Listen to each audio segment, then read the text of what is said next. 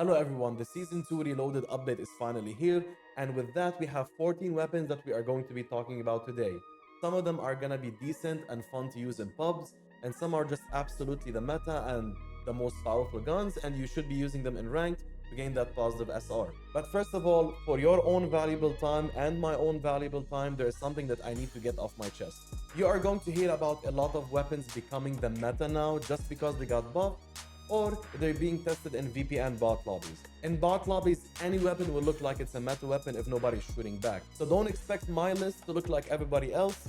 Everything I test needs to make 20 bombs at least easy to drop, otherwise it doesn't make the cut. So let's start with the long range weapons, and I also have a huge announcement for you guys at the end that you will definitely like. Alright, so starting off with the worst weapon on the list is the Sidewinder. I tried it with the conversion kit to get that extra fire rate, I tried it without it and put some attachments for a better vertical recoil. So if you want, you can remove the under barrel and put this plastic optic as well.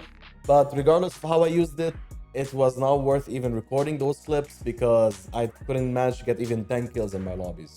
In 8th place, we got the MCW. It got buffed from being a normal pea shooter to a little bit of a stronger pea shooter.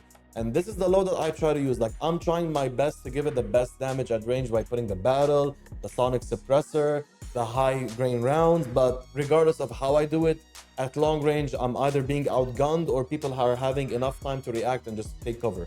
So it's definitely not worth it. And after that, we have the gun that is making me call out all the VPN users because this gun is just not it. I wish it is, but it's not.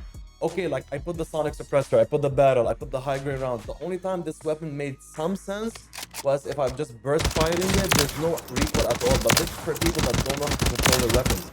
There are better weapons on this list, and if you practice how to use them and control the recoil, you're gonna beam the SVA 545 every single time. And now it's time to get spicy. We have two weapons that are locked and tied, which are gonna be the Bass P and the Buff Bruin LMG. Now, the reason I'm saying that they're tied is I built the Bruin in a way where I gave it the best damage at range as possible while keeping the 100 round mag. That way I can focus on zero recoil and maximum damage at range. It feels great, it's really fun to use, but I noticed that a lot of the times I was getting outgunned by other weapons. Now, the reason the Bass P is tied with the Bruin is because they still have similar time to kills, yet the Bass P doesn't have any muzzles that will give it better damage at range or ammunition. But the reason I had to build it like this is because if I do something else, the recoil is going to be a little bit too shaky and that's not going to work out. So in that case, it's up to you how you guys want to use it. I would personally suggest the Bruin because you can have a suppressed gun. But if you don't care about a suppressed gun, go for the Bass P. And in third place, we got the Holger 556. This is my max damage at range loadout, and the gun is nice to use. I wouldn't say it's meta because of the other two weapons on this list, but it's definitely easy to use, it's smooth, and it has a nice time to kill, I guess. And now in second place, we have the nerfed Ram 7. Yes, it did get nerfed. The max damage at range did get nerfed, but it's still actually a top contending weapon. The reason I'm saying that is because I know that a lot of you guys were using the stock, the HVS 3.4 pad stock. While I wasn't doing that, the whole time I was running this exact build and I was getting used to the recoil. Now that the effective damage at range has been nerfed more for people, for me it wasn't that much because I still use the high grain NATO rounds, and if I want, I can slap on the VT7 Spirit Fire and I'll have even more damage at range.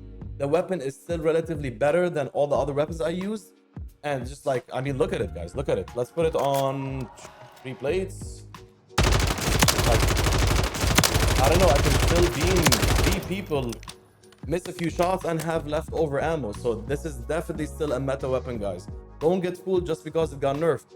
The only thing I would advise is practice the recoil pattern. This is not like the SVA 545 or the MCW. This is a weapon that needs some muscle memory, and if you need any help with that, I have a lot of tutorials on how to help you get better aim, whether it's recoil, flicking, tracking. Just check out the channel and you see for yourself. And in first place, we got the new battle rifle, the SOA Subverter. Now, on this chart, these are the stats without any of the attachments, unlike the other weapons, because they haven't been added to true game data. But even then, they're very competitive, and when I checked this weapon out and added all the attachments, this weapon was beaming everybody. This is the first time I feel like I have a Warzone 1 feeling AR, where minimal visual recoil, and great damage at range. And now it's time for the top 5 SMGs. Starting off in last place, we got the buffed WSP9. Yes, it got buffed, but not in a way that's gonna make it better than the other 4. for two reasons. The first of all, the time to kill on it in the close range aspect is not gonna be great, but what's great about it is it has a better damage at range, making it a more viable sniper support or closing that weird gap between an AR and an SMG. But there's one problem with this weapon is it has an open bolt delay, which means every time you press the shoot button, there's going to be, I think, 60 to a 90 millisecond delay. I'm not sure about that number, but it's gonna cause you to shoot a little bit late. In fourth place, we got the Striker 9, and this is one of my favorite weapons, actually. This build is not something you're going to see all the time. It has decent movement, but the damage at range and the stability this build has is just insane. It's fun, it's fast, it competes with other SMGs, and it feels just, I don't know, you guys have to try it and let me know what you think of this build, because this is the only SMG that's built like an AR, yet still feels like an SMG. In third place, we got the HRM9, and arguably actually the first place when it comes to mobility.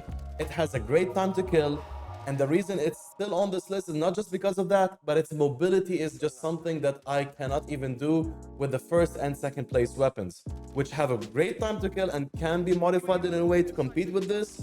But this is the smoothest SMG I have when it comes to mobility, and you will see me use it in ranked, you will see me use it in high kill games. It's a must try and a must use. And if you also want to modify the weapon to go for like more effective damage at range, switching the muzzles doesn't have any ADS penalties, except a little bit on the sprint to fire, but still, sorry, not muzzle, barrel.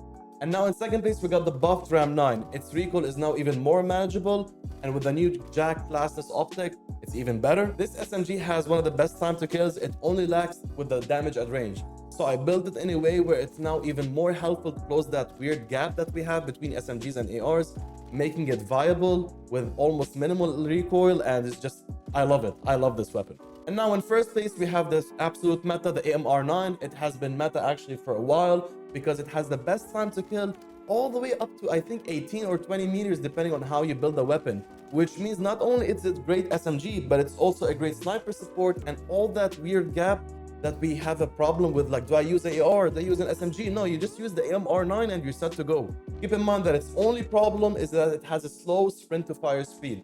So if you want to use a different build and you don't adjust and work on the attachments for that, try to play a little bit more passive and ADS as early as possible, or use this build, or if, I don't know, if you want to even go for more close range, use this stock, which is going to give you a lot of more recoil, but this is going to be like 143 milliseconds of sprint to fire speed. Or just keep the loadout as it is. This is really good, really great, and it's now definitely the meta SMG. And now we have one more weapon on the list, which is going to be the XRK Stalker Sniper. By default, it's a one-shot up to 50 meters, but with the different attachments, you can make it a one-shot up to 80 something. Now, for me, this build is one-shot up to 75 meters. You can make it even more by switching the Sonic Suppressor XL muzzle with the XRK Stalker. You get like an extra 5 meters or almost 5 meters, but there's a 16% ADS speed penalty, which is not that welcome for a quick scoping sniper. Now, I wanted to test it with the new optic, which is basically the iron sights, but as you can see, I have it at max level, but the sight is still locked for me, so I don't know, I have to wait on that. And I like to use the XRK Stalker Light Bolt for that extra fire rate, especially with follow-up shots in case I miss my headshot and it's a body shot, or if somebody is outside that one-shot headshot meter range.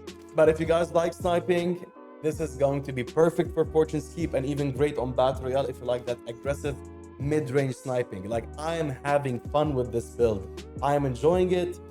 I can't say it's like the one-shot snipers from Warzone 1, like the Car 98 and like the Swiss. Those things were just built different, but this is very close to it, and I'm happy to have this feeling. Hopefully Call of Duty keeps taking this direction and listens to the community more, at least the skillful community this time, and brings us the things that we actually want and the things we actually enjoy. I personally want the no flinch one-shot headshot, insane bullet velocity at any range, Car 98 and Swiss K back. I want them back. Those things were fun and they required skill. And now for the announcement that I'm excited to tell you guys about. I have been getting a lot of requests, whether it's from DMs or people recognizing me in-game asking for the new movement guide. Especially after the Warzone 2.1 broke aim assist literally. I just want to say that it's almost done, and there's a lot of exciting moves that will make you guys teleport across the enemy screen and break aim assist with ease. And this time, it's not going to be a movement guide where like, hey, these are the settings, this is the buttons that you need to press, and this is how you do the move. It will be that, but it's gonna be something else as well, something that you guys deserve, especially every single player out there that is following this channel and wants to improve. I owe you guys that. I owe you guys that. So as always, don't forget to like and sub, and I'll catch you guys with a movement guide pretty soon.